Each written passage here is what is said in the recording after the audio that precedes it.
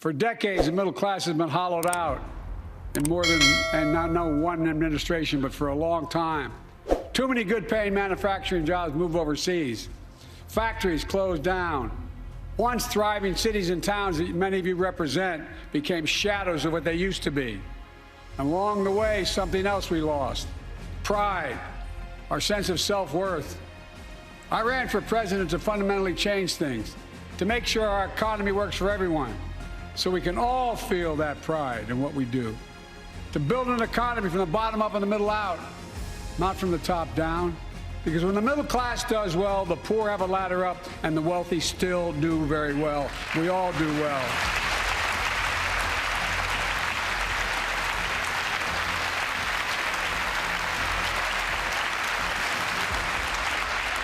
I know a lot of you always kid me for always quoting my dad, but my dad used to say, "Joey, a job's about a lot more than a paycheck."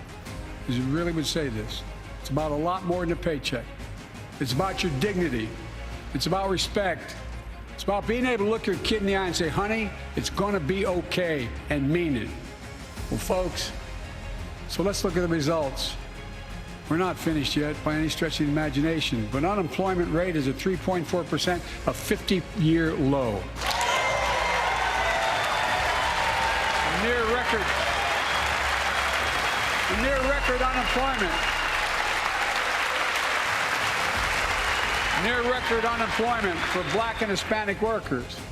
We've already created, with your help, 800,000 good-paying manufacturing jobs, the fastest growth in 40 years.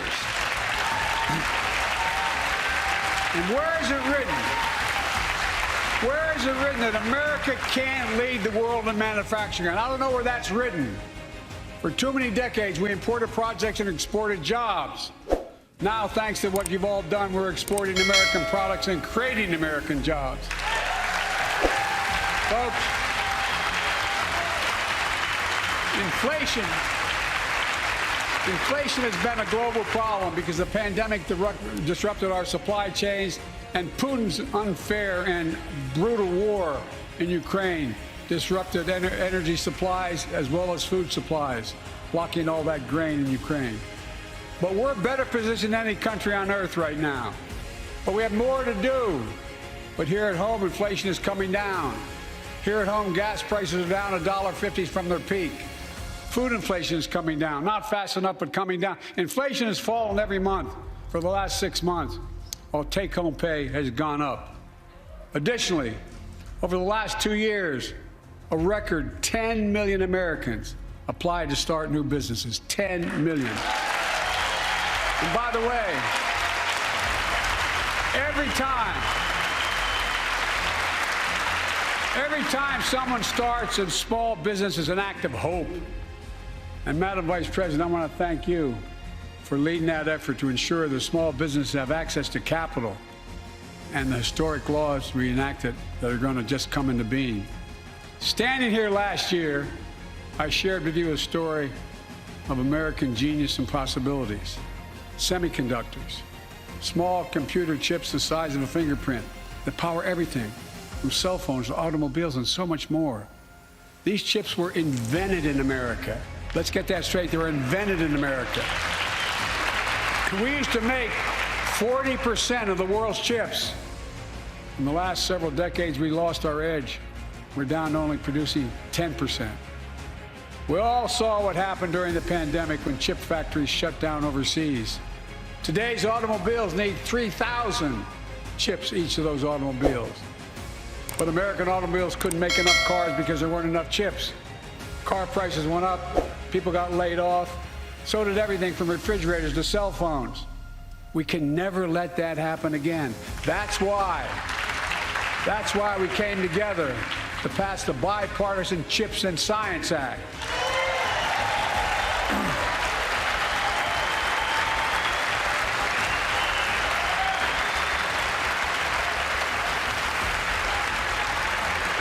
Folks,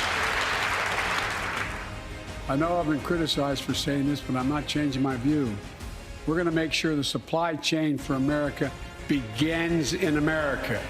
The supply chain begins in America. We've already created We've already created 800,000 new manufacturing jobs without this law, before the law kicks in. With this new law, we're going to create hundreds of thousands of new jobs across the country. I mean all across the country, throughout not just the coast, but through the middle of the country as well. That's going to come from companies that have announced more than $300 billion in investment in American manufacturing over the next few years. Outside of Columbus, Ohio, Intel is building semiconductor factories on 1,000 acres, literally a field of dreams. It's going to create 10,000 jobs, that one investment, 7,000 construction jobs, 3,000 jobs in those factories once they're finished. They call them factories. Jobs paying an average of $130,000 a year, and many do not require a college degree.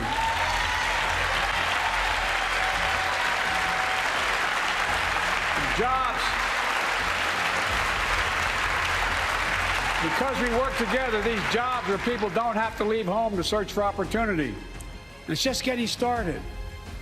Think about the new homes, the small businesses, the medium-sized businesses. So much more that's going to be needed to support those 3,000 permanent jobs and the factories that are going to be built. Talk to mayors and governors, Democrats and Republicans, and they'll tell you what this means for their communities.